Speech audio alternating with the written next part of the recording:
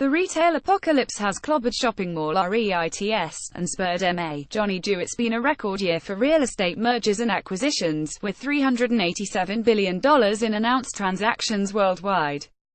Part of the explanation rests with real estate investment trusts REITs that own and operate shopping malls, which have been battered amid the ongoing retail apocalypse but now may be undervalued.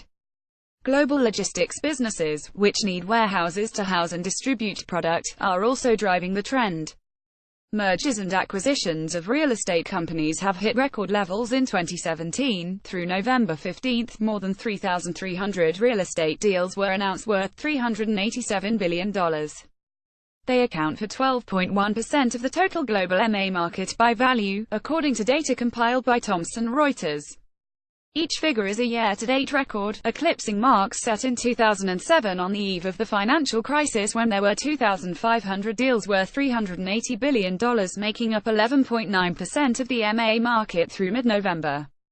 But unlike 2007, the asset class doesn't appear to be part of a bubble on the verge of its reckoning. To the contrary, many real estate investment trusts are REITs, stricken by ties to the unfolding retail apocalypse that has caused thousands of store and shopping mall closings, have been battered and underperformed the broader market, which has notched record high after record high this year. The fact that real estate companies with retail exposure are trading at discounts is one component driving the M&A boom, according to several Wall Street dealmakers, as acquirers search for REIT targets at which investor backlash may be overblown. These companies are trading at significant discounts to net asset value. Drew Goldman, Deutsche Bank's global head of real estate, gaming, leisure, and lodging investment banking, told Business Insider. And people are saying, should that actually be the case? Thomson Reuters take, for instance, the megadeal announced this week that pushed real estate M&A into record territory. Brookfield Property Partners' $27.9 billion bid for shopping mall investor GGP, the third largest real estate deal of all time, according to Thomson Reuters data. Brookfield's $23 a share bid was a more than 20% premium to GGP's share price before news of the deal leaked. But it's still significantly lower than what many think the company is worth.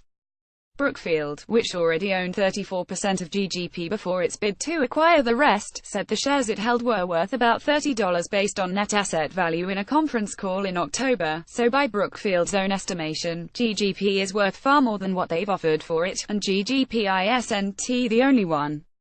Activists are circling two of GGP's peers that also run high-end malls, angeling to unlock value. Paul Singer's Elliott Management has bought a stake in Taubman Centers, a $3.4 billion company, and Dan Loeb's Third Point acquired a position in Masaryk Co., a $9.20 billion company. Both were trading near their 52-week lows before the activist positions were revealed in the past week. Absent the upheaval in retail and the REITs exposed to it, M&A in the sector likely wouldn't be so hot. If you take out those, you're probably in a more normalized year, Deutsche Bank's Goldman said. It's not just REITs, though Amazon may also have contributed to the heightened demand for real estate, as its foray from e-commerce to physical stores, including the purchase of Whole Foods in June, has underscored the enduring necessity of bricks and mortar, even for internet companies. If you look at the Amazon and Whole Foods acquisition, it's being perceived by many as a validation of the need to marry bricks and sticks with tech platforms, said Stephen Tomlinson, a partner and top real estate M&A lawyer at Kirkland Ellis. Industrial real estate transactions have also thrived in 2017, contributing to record deal levels. As a whole, industrial, if you look at the public companies, if you look at the private markets, the industrial space has been very hot, said Goldman, mentioning that there were two massive deals sold to Chinese investors. Those deals' consolidation has increased globally as industrials seek the capacity necessary to house and distribute products at a global scale. That is to a large degree a function of the impact of technology and its connection to logistics businesses, Tomlinson said. That is a business where scale and global footprint are perceived to be important.